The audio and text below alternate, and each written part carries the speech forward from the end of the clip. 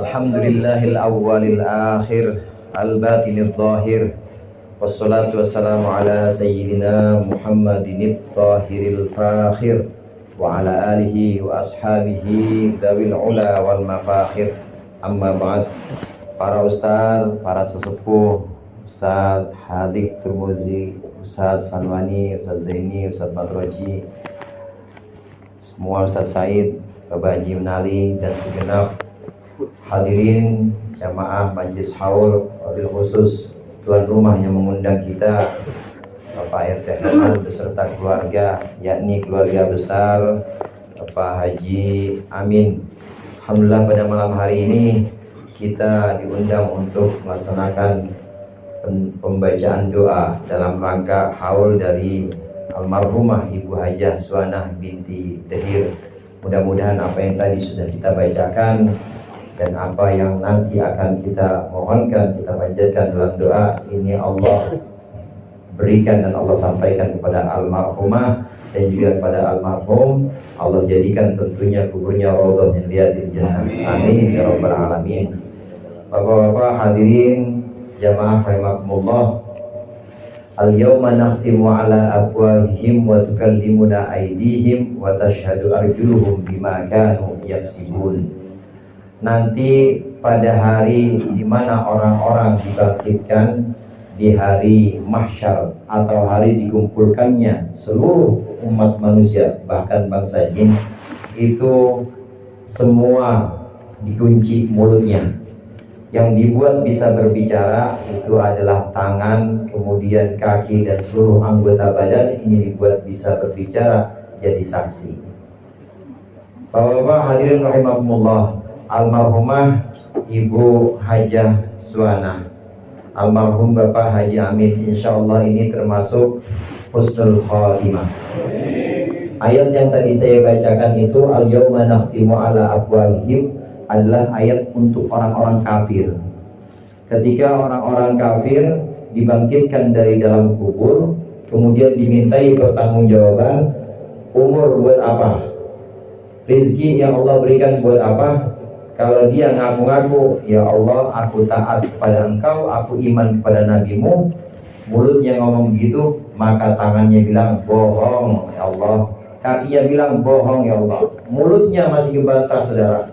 Mulutnya masih bantah, benar ya Allah, ini yang saya lakukan di dunia, iman kepada engkau dan iman kepada nabimu.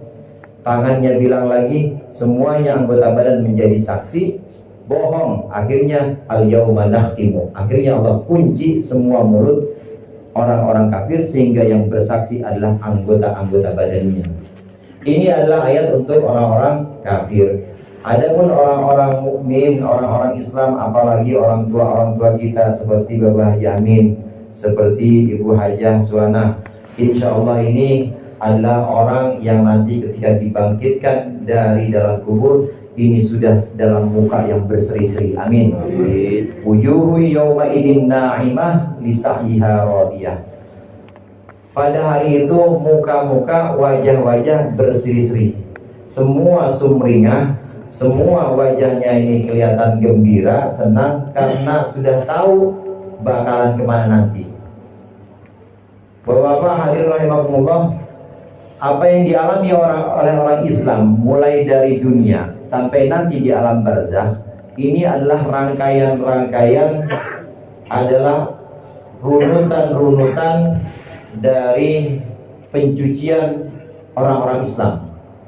Kita yang hadir di sini sudah pernah merasakannya, minimal yang 4 sudah pernah merasakannya.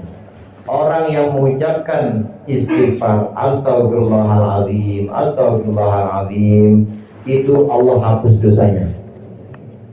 Itu Allah hapus dosanya satu persatu. Orang yang bertaubat juga Allah hapus dosanya. 2 udah. Belum lagi musibah yang menimpa kita, kesulitan-kesulitan yang Allah takdirkan, Allah tetapkan untuk kita, ini juga dalam rangka pencucian untuk orang Islam, dalam rangka mencuci diri kita, mencuci jiwa kita. 3. Yang keempat, yang juga merupakan rangkaian dari pembersihan yang dilakukan oleh Allah untuk kita adalah ketika kita melakukan amalan-amalan baik. Hadirnya kita di masjid, sholat maksudnya bukan ngopi doang, kemudian sholat jamaah, kumpulnya kita di majlis taklim, antara kebaikan satu dengan kebaikan berikutnya, maka jika di antara kedua kebaikan itu ada dosa, itu bisa terhapus dengan kebaikan yang berikutnya. Amin.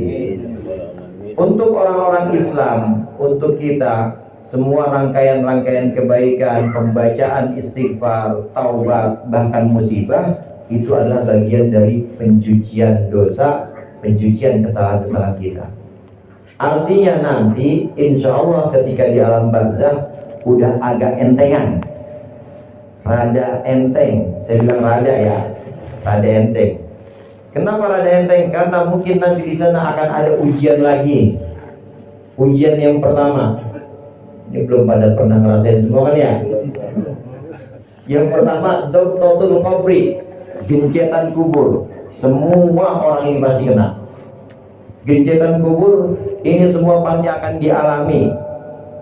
Mau dia itu cucunya Ustadz, mau dia itu sekretaris RT, digencet pokoknya, yang namanya gencetan kubur.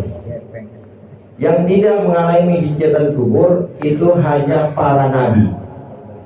Anaknya Nabi Sayyidatina Fatimah itu kena juga gencetan, digencet juga. Cuma bedanya gencetan untuk Sayyidatina Fatimah, untuk orang-orang Islam ini adalah gencetan sebagaimana pelukan ibu yang sudah lama tidak ketemu sama anaknya. Kita kan ibunya tanah, Pak. Ibunya kita siapa emang? Tanah, orang kita semua dari tanah. Lu kemana aja, kata tanah, sini gua peluk. Ada nggak ibu yang memeluk anaknya sampai mati? Ada. Ibu gila itu mah. Ada nggak kira-kira ibu yang memeluk anaknya sampai kagak bisa nafas? Nggak ada. Pasti dengan kemesraan. Gencetan yang diberikan oleh tanah untuk orang-orang Islam ini seperti pelukan seorang ibu yang lama nggak ketemu sama anak-anak. Tapi meskipun itu sebagai ujian, cobaan yang pertama yang dialami oleh ahli kubur, termasuk almarhumah Bapak Yamin, ini pada awalnya digencet pertama kali.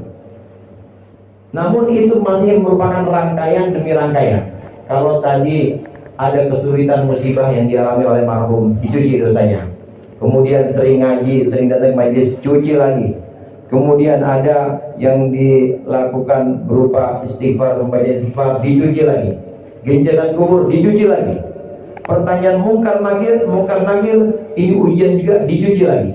Alhasil yang dialami oleh orang-orang muslim, orang-orang Islam, rangkaian keringanan-keringanan semacam proses untuk mempermudah jalannya nanti di yaumil mahsyar. Oleh karenanya di yaumil mahsyar nggak ada cerita orang-orang muslim itu nanti wajahnya dalam wajah yang hitam atau wajah yang meremut, nggak ada. Pasti sudah melalui proses pencucian ini. Insya Allah almarhumah ini termasuk golongan orang-orang yang mukanya dan wajahnya berseri-seri. Amin. Tinggal gimana kita ini, gimana kita yang namanya mati kan bisa jadi bapak duluan, saya belakangan. Bisa jadi saya belakangan, bapak duluan. Iya, nggak urut abjad juga. Yang Ahmad Suherman huruf aduan, terus yang Z, yang Zabrik misalnya namanya belakang, enggak juga. Kadang-kadang Z bisa duluan, selesai ini katanya jelek. Bisa duluan, nggak urut abjad juga. Tinggal bagaimana kita. Namun yang jelas hadirin, rangkaian kebaikan-kebaikan yang kita lakukan semasa hidup itu bagian dari pencucian dosa. Istighfar dan taubat yang kita lakukan bagian dari pencucian dosa. Kemudian juga musibah, kesulitan yang kita alami juga bagian dari pencucian dosa.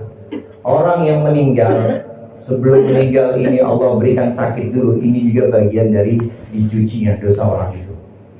Insya Allah kita juga dalam menempuh hidup ini, kebaikan-kebaikan kita dan lain sebagainya tadi, ini bagian dari pencucian dosa. Hadirin jamaah rahimakumullah, ketika seorang muslim kemudian dia bertaubat, dia sudah bisa melaksanakan taubatnya benar-benar taubatan nasuha, benar-benar dia kapok dengan syarat-syarat taubat, bertekad tidak akan mengulangi lagi, berhenti, benar-benar dia berhenti, dah nggak ada benar-benar yang dia coba-cobain lagi dengan penyesalan, maka taubatnya insya Allah Allah terima. Orang yang bertaubat pada Allah dengan taubatan nasuha, kata Rasulullah SAW, man taba lillahi ansallahul hafadhatah, ansallahul hafadhatah. Allah, orang yang bertobat kepada Allah dengan taubatan nasuha, ansallahul hafadhatah wa jawarihahu, maka Allah akan buat lupa malaikat pencatat yang tadinya pernah nyatat dosa-dosanya, yang tadinya pernah nyatat maksiat-maksiatnya. Anggota badannya juga begitu. Anggota badan yang seharusnya ini merekam jejak perbuatan maksiat, tangan dulu dipakai buat nyolek biduan. Orang sini mah nggak ada orang sini. Kemudian kaki yang dipakai buat nendangin orang dagang ditunggangin, yang namanya dia okem. Ini semuanya anggota badan merekam jejaknya. Ada rekamannya dan nggak bisa hilang, kayak handphone yang merekam memory cardnya atau penyimpanannya itu menyimpan foto-foto atau menyimpan video-video. Selamanya itu akan begitu. Meskipun dihapus, sebenarnya itu masih bisa dimunculkan lagi. Datang dari gelodok. Ini Bapak punya handphone nih Pak, itu punya memory cardnya atau punya MMC-nya. Udah dihapus, sebenarnya masih bisa dimunculin lagi. Begitu juga rekaman-rekaman yang ada pada anggota badan orang yang melakukan maksiat, itu masih bisa dimunculkan dan masih bisa jadi saksi. Kecuali untuk orang yang taubat. Orang yang taubat, maka anggota badannya oleh Allah dibuat lupa. Tangannya, kakinya nggak bisa ngomong apa-apa. Tangannya nggak bisa jadi saksi bahwa dulu pernah nyolek biduan. Kakinya nggak bisa jadi saksi bahwa dulu pernah nendang orang dagang. Matanya nggak bisa jadi saksi bahwa dulu sempat melirik bininya Anu. Semua nggak bisa jadi saksi. Kenapa? Karena dia taubatan nasuha. Karena dia sudah taubat benar-benar dengan taubat yang sesungguhnya. Allah buat lupa anggota badan, kemudian Allah buat lupa para pencatat amal, malaikat atid yang mencatat keburukan lupa juga. Maka hatta ya'tiya yaumal qiyamah bi ghairi syahidin, sehingga orang yang taubat nasuha ini datang di hari kiamat tanpa ada saksi yang memberatkan dia dan dia jalan masuk ke surga. Ini untuk orang-orang yang bertobat dari golongan orang-orang Islam. Semuanya tidak ada bukti, tidak ada catatan yang memberatkan dia sehingga dia langsung lolos masuk surga. Ini keutamaan taubat. Orang yang bertaubat semasa hidupnya, maka akan Allah jadikan seperti orang yang tidak punya dosa. Anggota badan nggak bisa bersaksi, malaikat juga nggak punya catatannya, sebab udah Allah hapus catatannya tanpa sepengetahuan malaikat. Bingung malaikat tadi, nah perasaan kemarin nyatet dah, hilang aja ini. Karena itu kehendak Allah, itu adalah kuasa Allah untuk menghapus apa yang Allah kehendaki.